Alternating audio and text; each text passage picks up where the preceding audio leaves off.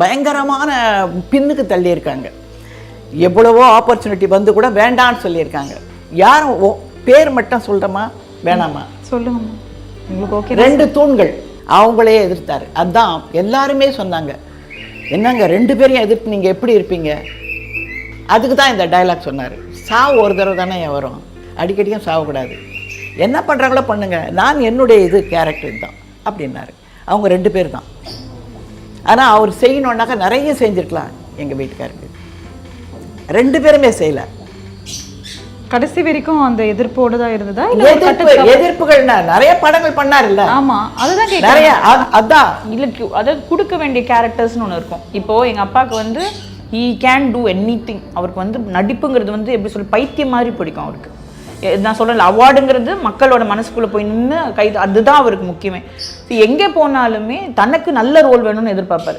சின்னூண்டு role கொடுக்கும்போது அது வந்து எவ்வளோ தூரத்துக்கு இப்போ நல்லா போன இதில் கூட சொன்னேன், இது 2இல் 1 ட்ராமாக்காக மொத்த காஸ்டியூம் வாங்கி வச்சுருந்துருப்பார். ஒரு ட்ராமாக்கு காஸ்டியூம் வாங்குறதுன்றது சாதாரணம், ஏன்னா அவ்வளோ ஆர்டிஸ்ட்க்கும் வாங்கணும். அதெல்லாம் வாங்கி ரெடி பண்ணி ஒரு நல்லா போயிட்டு இருந்த ஒரு ஷோ இது வந்து கொடுக்குறாரு. கொடுக்கும்போது ஒரு மனிதர் அதை வாங்கும்போது அதுக்கு அவர் எவ்வளோ தூரத்துக்கு கொடுத்துருக்கணும்.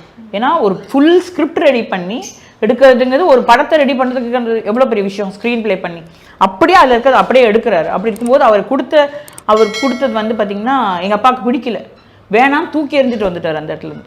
அப்போ தான் எஸ்ஏ கண்ணன் அவர்லாம் வந்து சமாதானப்படுத்தி அவங்க வந்து கன்வின்ஸ் பண்ணியிருக்காங்க. அந்த 2இல் 1 தான் தங்க பதக்கமாக வந்தது. அது எவ்வளோ பெரிய ஹிட். அதுக்கு முன்னாடி ட்ராமாவே அவ்வளோ ஹிட். அதுதான் நிறைய கேரக்டர்ஸ் கொடுத்துருக்கலாம், அன்னைக்கு 2 பேருமே கொடுத்துருக்கலாம். பின்னாடி ஏதோ பேசிட்டு இருக்கும்போது காதில் கேட்டிருக்காரு, இவர் என்ன திட்டினார் கடைசி வரைக்கும் எங்கிட்ட சொல்லு, ஏதோ தப்பராக ஏதோ பேசிட்டார், எனக்கு போக மாட்டேன்.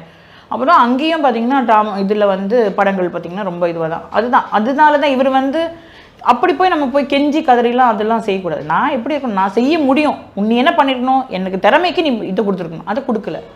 2 இடத்துல அங்கீகாரம்ங்கிறது அதை தான் கிடைக்கவே இல்லைன்னு போது அதை தான் வெளியில் வந்தது. அதுக்கப்புறம் வெளியில் வந்து தான் வளர்ந்தாரு அவர்.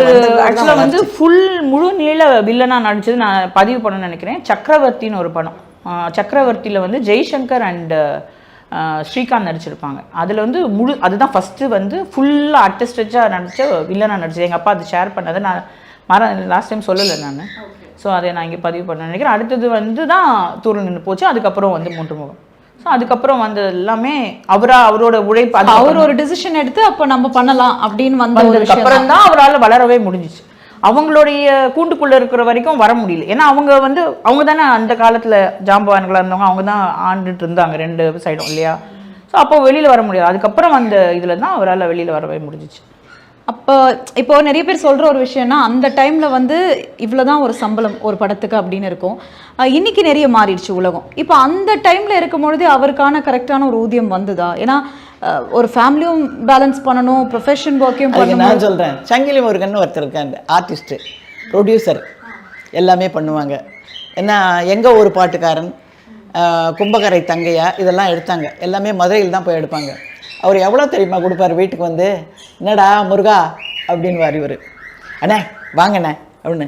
எவ்வளோ பைசா தெரியுமா கொடுப்பார் அட்வான்ஸு? 201 ரூபா கொடுப்பார். டே என்னடா முருகா அப்படின்னா, அண்ணே வாங்கண்ணே பார்த்துக்கலாம் அப்படின்வார். இதுதான். ஆனால் ஜெமினி கணேசன் நிறைய இந்த பாரியா எவ்வளோ வச்சுருக்கேன் நான் மூட்டையா அப்படின்னு சொல்லிட்டு நிறைய வந்து பவுன்ஸ் ஆன இதெல்லாம் போட்டு காட்டுவார். இப்படி செக்கெல்லாம் அவ்வளோ பவுன்ஸ் ஆகிருக்கும். நம்ம வீட்லேயும் ஆச்சு.